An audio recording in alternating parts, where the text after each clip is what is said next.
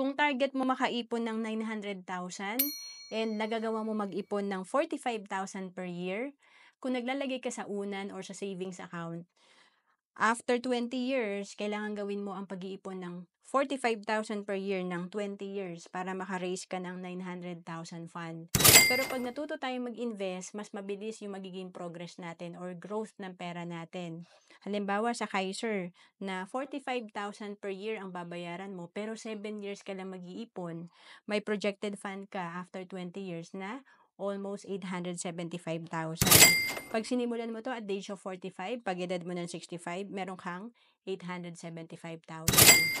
Pag nag-start ka na mas maaga at the age of 40, pag edad mo ng 65, meron kang 1.4 million na projected fund.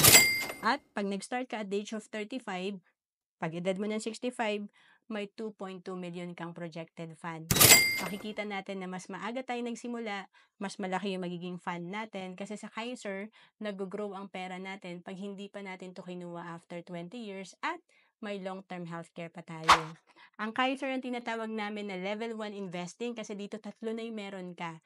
Meron kang investment, healthcare, at life insurance. To know more about Kaiser, message mo lang ako sa FB, Ancelis Capistrano.